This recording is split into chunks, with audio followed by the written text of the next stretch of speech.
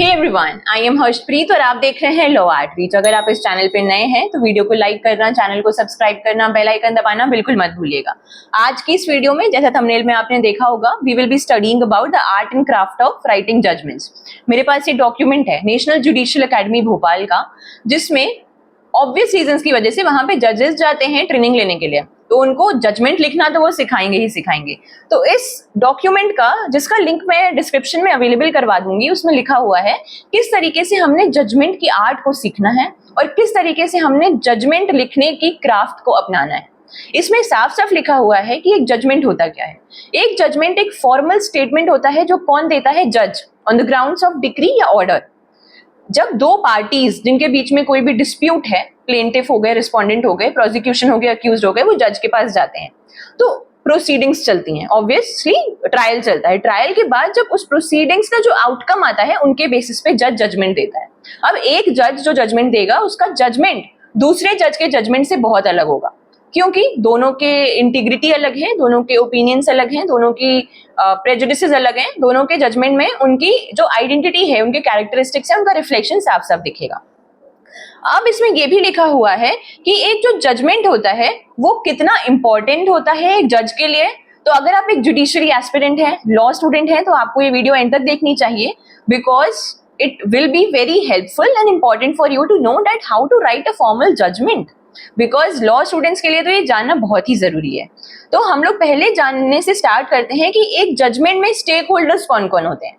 उसके बाद हम जानेंगे कि एक जजमेंट का ओपनिंग स्टेटमेंट कैसे लिखा जाता है, किस तरीके से पार्टी के कंटेंशंस दिए जाते हैं, किस तरीके से जज एक इश्यूज फ्रेम करता है, कौन से एविडेंस उसमें मेंशन किए जाएंगे, कब एविडेंसेस की डिटेल्ड एनालिसिस करी जाएगी। और एक जज जब कोई जजमेंट के कंक्लूजन पे आता है, तो उस कंक्लूजन पे अराइव करने के लिए उसने कौन सा तरीका अपनाया, कौन सी रीजनिंग अपनाई है। क्योंकि अगर वो अपने जजमेंट के लिए रीजनिंग नहीं मेंशन करेगा, तब तो वो एक अनरीजनेबल या आर्बिट्रेरी जजमेंट हो जाएगा। तो हम लोग वो रीजनिंग्स भी देखेंगे कि कौन से तरीके से जज कंक्लूजन पे आया है। उसके बाद कब हम लोग जजमेंट में पार्टीज का नाम हाइड कर देंगे, और कौन से केसेस में कहा गया था कि it is better to hide the name of the parties in the judgment. और एंड में हम जानेंगे कि हम लोगों को एक जजमेंट, एक जो कॉमन लॉ ज्यूरिसडिक्शन होता है, कॉमन लॉ का सिस्टम होता है, उसमें जो जजमेंट के ओपिनियंस में वैरायटी होती है कि एक जज ने एक अलग जजमेंट दिया, उसी सेम ओपिनियन पे अगर हम अपील लेके गए तो उस जज ने उस जजमेंट को बदल दिया। तो ये जो कितने तरीके से ब्यूटीफुली ये हमारा कॉमन लॉ ज्यूरिसडिक्शन के बारे में जताता है। So let's start the video. पहले हम लोग जानते हैं कि एक जजमेंट के लिए स्टेक होल्डर्स कौन कौन होते हैं। एक जजमेंट के लिए केवल पार्टीज का बेनिफिट सोचना नहीं चाहिए, वो हमेशा एक सोसाइटी के बेनिफिट के लिए भी लिखा जाता है, क्योंकि एक जजमेंट जब लिखा है तो वो एक प्रेसिडेंट के रूप में भी काम करेगा। वो आगे वैसा कोई इशू कभी अराइज होता है जिसमें substantial facts kind of similar हैं, तो उस जजमेंट को एज अ प्रेसिडेंट भी हम यूज करेंगे। तो एक जज को हमेशा ध्यान रखना है कि हम एक जजमेंट दे रहे हैं तो स्टेक होल्डर्स केवल वहां पे पार्टीज नहीं है। एक स्टेक होल्डर तो जज भी होता है वहां पे, लेकिन वहां पे उनको overall benefit of the society के बारे में भी ध्यान देना है कि हमको एक ऐसा स्टेटमेंट देना है कि वो एक बहुत ही अच्छा एग्जाम्पल सेट करे सोसाइटी में। और अब हम जानते हैं कि एक जजमेंट का ओपनिंग स्टेटमेंट कैसे लिखा जाएगा। तो एक जजमेंट हमेशा एक क्लियर रिसाइटल ऑफ फैक्ट से स्टार्ट होगा। आप पहले चाहे आप बहुत डिटेल्ड एनालिसिस ना दीजिए फैक्ट्स की, लेकिन एक सिंपल बैकड्रॉप आपको देना चाहिए फैक्ट्स का जरूर। और जो ये ओपनिंग स्टेटमेंट होता है, यानी कि first paragraph of the judgment, उसकी importance can not be over emphasised. This is very very very important part of the judgment. इसका मतलब होता है कि हम लोग आंसर कर रहे हैं क्वेश्चंस कि हम लोग ये केस ले क्यों रहे हैं। It answers the questions as to how, when, where, what and why, कि हमारे सामने जो कॉज ऑफ एक्शन आया है वो कहाँ अराइज हुआ, फैक्ट्स क्या हैं, एक बैकड्रॉप देता है वो सिचुएशन का। ऑर्डिनरीली एक brief statement of fact sufficient माना जाता है, क्योंकि ब्रीफली अगर हमको एक कॉन्टेक्स्ट पता चल रहा है, हमको पूरी कहानी लिखने की जरूरत नहीं है। अगर हमको ब्रीफली समझ आ रहा है कि सब्सटेंस क्या है हमारे फैक्ट्स का, then it is all right. अब जब बात आती है इश्यूज और चार्जेस की, तो जज को हमेशा ये ध्यान देना चाहिए कि उसको merits of the case decide करने से पहले प्रीलिमिनरी इश्यूज को देखना है।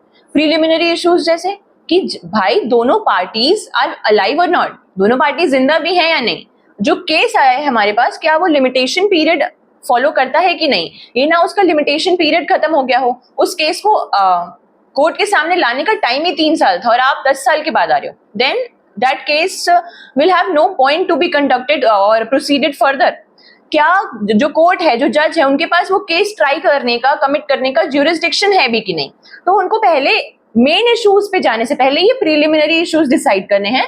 और जब वो इस प्रीलिमिनरी इश्यूज देख लेते हैं, और एक प्रीलिमिनरी इश्यूज बहुत इंपॉर्टेंट एक ये भी होता है कि वो जो केस आया है उसकी जो पूरी प्रोसीजरल रिक्वायरमेंट्स हैं वो फुलफिल की गई हैं कि नहीं, क्योंकि अगर एक भी प्रोसीजरल रिक्वायरमेंट फुलफिल नहीं की जाएगी तो वहां पे पूरा केस कोलैप्स कर जाएगा।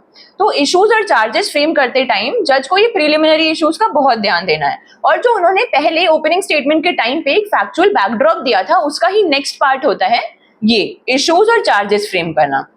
और जब एक जज चार्ज फ्रेम कर लेता है तो उसको देनी होती है details of the evidence laid before it. और एविडेंस, जैसा कि हम लोग ने भारतीय साक्ष्य अधिनियम में पढ़ाई है, एविडेंस की जब हम डिटेल्ड एनालिसिस करेंगे तो हम वहां पे ऐसा नहीं करेंगे कि केवल हम विटनेसेस या ओरल टेस्टिमनीज जो हैं उन्हीं की डिटेल्ड एनालिसिस करेंगे। हमको वहां पे डॉक्यूमेंट्स और एग्जिबिट्स जो कोर्ट के सामने लेट डाउन किए गए हैं उनकी भी डिटेल्ड एनालिसिस करनी पड़ेगी। और उसके बाद हमको क्या स्टेट करना है? Brief contentions of the parties, की दोनों पार्टीज के कंटेंशंस क्या थे। और कंटेंशंस में हम लोगों को जब सारे कंटेंशंस एक जज रिकॉर्ड कर लेगा तो वहां पे उनको एक पॉइंट प्रेसिंग तरीके से मेंशन करना है कि all the contentions have been recorded, all the contentions, no contention was left there bye.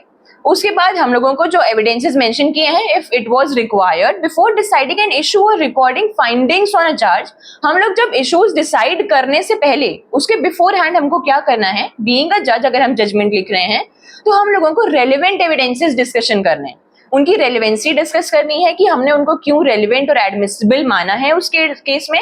और हर एक जज का अपना स्टाइल होता है of discussing the relevant evidences, and it is however always better to discuss the evidence before giving the opinion to rely upon it. अगर हम सामने जजमेंट में लिख रहे हैं कि we are relying on this and this A and B exhibits, then we must be mentioning कि why are we relying on those evidences.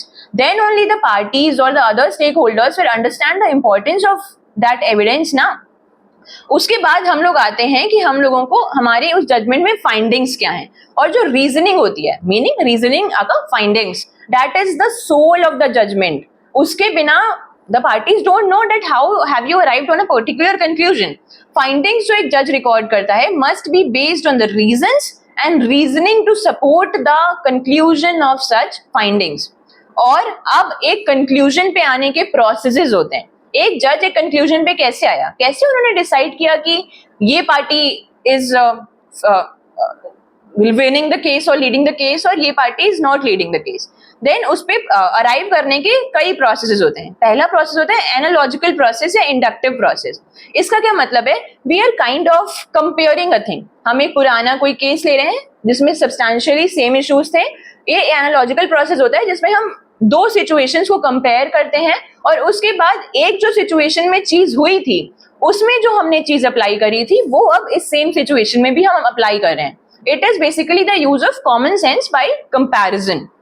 उसके बाद दूसरा प्रोसेस होता है सिलोजिस्टिक प्रोसेस या डिडक्टिव प्रोसेस। इसको मैं आपको एक एग्जांपल के थ्रू समझाती हूँ। इसमें एक मेजर प्रीमाइस होता है, एक माइनर प्रीमाइस होता है, फिर एक कंक्लूजन पे आते हैं। फॉर एग्जांपल, मेजर प्रीमाइस है कि all humans are intelligent. Minor premise है I am a human. It means हम लोग एक कंक्लूजन पे आ गए, all humans are intelligent, I am a human, therefore I will also be intelligent, I am also intelligent. तो ये एक कंक्लूजन पे आने का सिलोजिस्टिक या डिडक्टिव प्रोसेस होता है। उसके बाद हमारा आता है इन्फरेंशियल प्रोसेस कि हम इन्फ्रेंसेस ले रहे हैं। अब इन्फ्रेंसेस हम कहाँ से लेंगे? हम इन्फ्रेंसेस ऑब्वियसली एविडेंसेस जो हमारे सामने लाए गए हैं, जो भी टेस्टिमनीज आई हैं विटनेसेस की, उनके अकॉर्डिंगली हम लोग एक इन्फ्रेंस ले रहे हैं और उसके थ्रू हम लोग एक कंक्लूजन पे आ रहे हैं। उसके बाद हमारा आता है इंट्यूटिव प्रोसेस। इंट्यूटिव मतलब इंट्यूशन, अंतरात्मा। हमारी जो कॉन्शियंस कह रही है, हमारे पास रीजंस नहीं है कि हम ये कंक्लूजन पे क्यों आ रहे हैं, but there is something in our heart and mind, there is just gut feeling कि हमको पता है कि ये चीज सही है। तो there are these many processes कि जिसके थ्रू एक जज अपने फाइंडिंग्स या कंक्लूजन पे पहुंचता है। अब हम लोग आते हैं कि एक जज के लिए इंपॉर्टेंट क्वालिटीज होती हैं न्यूट्रलिटी और इम्पार्शियलिटी। लेकिन न्यूट्रलिटी और इम्पार्शियलिटी में अंतर भी है। दो वर्ड्स हैं इंग्लिश के तो उन दोनों का मीनिंग भी अलग होगा, वरना एक ही वर्ड आप डिक्शनरी में पाते। तो न्यूट्रलिटी का क्या मतलब होता है कि जज जो है उसका कोई पार्टी से कोई भी रिलेशनशिप नहीं है। द जज इज नॉन अलाइंड। लेकिन इम्पार्शियलिटी का थोड़ा डीपर मीनिंग होता है। इम्पार्शियलिटी का मतलब है कि जो जज है वो अपने सारे पर्सपेक्टिव्स, अपने मॉरल्स, अपने वैल्यूज से ऊपर उठ चुका है। देयरफॉर इम्पार्शियल होना न्यूट्रल होने के साथ उतना ही इंपॉर्टेंट है। जरूरी नहीं है कि एक जज न्यूट्रल है, उसका पार्टी से कोई रिलेशनशिप नहीं है, लेकिन हो सकता है उसके चाइल्डहुड में या उसके कोई भी लाइफ में एक्सपीरियंस में ऐसा इंसिडेंट हुआ हो जिससे वो सबकॉन्शियसली, उसे पता भी ना हो लेकिन वो सबकॉन्शियसली किसी एक पार्टी की तरफ ज्यादा इंक्लाइंड हो। तो न्यूट्रल होना भी बहुत जरूरी है और उसी के साथ में इम्पार्शियल होना भी बहुत जरूरी है। अब हम लोग आते हैं कि एक जजमेंट की लैंग्वेज कैसी होनी चाहिए। देखिए, हमको ऐसे कोई जार्गन्स, बड़े बड़े बहुत ज्यादा इडियम्स और मेटाफोर्स का यूज नहीं करना है। हम जजमेंट एक सोसाइटी के लिए लिख रहे हैं, जजमेंट दोनों पार्टीज के लिए लिख रहे हैं। बेसिकली जो हो सकता है उतनी ज्यादा एजुकेटेड ना भी हो, तो हमने जजमेंट हमेशा एक सिंपल और प्लेन लैंग्वेज में लिखना है, जो कि सामने वाले किसी भी इंसान के लिए पढ़ना और समझना, कॉम्प्रिहेंड करना बहुत आसान हो। It is better to avoid many examples और unnecessary quotations and quotations from any lectures etcetera. एक कंट्रोल्ड जजमेंट हो जिसमें कोई शार्प क्रिटिसिज्म ना हो, कोई भी पिंचिंग स्टेटमेंट्स या कमेंट्स ना हो, सरकाजम ना हो। तो एक जजमेंट को हमेशा प्लेन और सिंपल लैंग्वेज में प्रेफरेबल माना जाता है। अब हम लोग आते हैं कि कब हम लोगों को कोई पार्टी का नाम हाइड करना है या मास्क करना है। तो एक केस हुआ था सुप्रीम कोर्ट का ही, जिसमें जिस केस का नाम था Bhupinder Sharma versus state of Himachal Pradesh. It was the case of 2023। तो और एक और केस था 2004 का, स्टेट ऑफ कर्नाटका वर्सेस पुट्टराजा, जिसमें सुप्रीम कोर्ट ने बोला कि जो ऐसे केसेस होते हैं जैसे सेक्सुअल हैरेसमेंट का केस है, रेप का केस है, जिसमें अगर हम पार्टीज का नाम रिवील कर देंगे तो एक सोशल विक्टिमाइजेशन हो जाएगा कि सोसाइटी हमेशा ही उनको एक विक्टिम की नजर से देखेगी। तो इट इज बेटर कि you hide the name of the parties, कि लोगों को अगर जजमेंट पब्लिक भी होता है then they should not know the name of the parties कि किसके अगेंस्ट ये इतना हेनस क्राइम हुआ है। तो यूजुअली कोई भी मैट्रिमोनियल प्रोसीडिंग्स होती हैं या कोई सेक्सुअल ऑफेंसेस होते हैं या रेप हो गया या कोई चिल्ड्रन से रिलेटेड ऑफेंसेस होते हैं, क्योंकि ये सब सेंसिटिव मैटर्स हैं, तो then it is better to hide और mask the name of the parties. अब हम लोग आते हैं कि एक जुडिशियल राइटिंग का स्टाइल क्या है। देखिए, टाइम के साथ में हमारे लॉज चेंज हो रहे हैं, तो एक जुडिशियल राइटिंग का स्टाइल भी चेंज हो रहा है। पुराने टाइम में क्या होता था, बहुत लेटिन लैंग्वेज यूज होती थी, Latin clichés, legal clichés use होते थे। लेकिन अब हम लोग कोई भी मेटाफोर्स, इडियम्स का और कोई भी चीज को प्रूव करने के लिए हम एग्जाम्पल्स नहीं देते हैं। We just give full proof reasoning and we come directly to a point कि हमारा कंक्लूजन क्या है। तो अब हम लोग देखते हैं टाइम के साथ कि ये जजमेंट्स बहुत ज्यादा अब क्लीशेज नहीं होते हैं, टू द पॉइंट जजमेंट्स अब फॉलो किए जाते हैं। अब हम लोग ये जानते हैं कि जो हमारा कॉमन लॉ का जुडिशियल ट्रेडिशन है, अब ये जो जजमेंट्स में वैरायटी है कि एक जज कुछ और ओपिनियन दे रहा है, एक जज कोई और ओपिनियन दे रहा है, ये हमारे प्रोफेशन का फ्रीडम है। लोग कहते हैं कि वकालत बहुत ही आजाद पेशा है and it's definitely a free profession. हमारे पास डाइवर्सिटी ऑफ ओपिनियंस हैं, यही हमारे कॉमन लॉ जुडिशियल ट्रेडिशन की ब्यूटीफुल इमेज है। तो this is never ending stream of ideas and the ways of communicating them. अगर ये वीडियो आपको हेल्पफुल लगी हो तो किसी भी जुडिशियल एस्पिरेंट या लॉ स्टूडेंट के साथ जरूर शेयर करें, because it is very important for every law student to master this art and craft of judgment writing. And yes, don't forget to subscribe to my channel Law at Reach and do check out my Instagram page also. Thank you and have a nice day.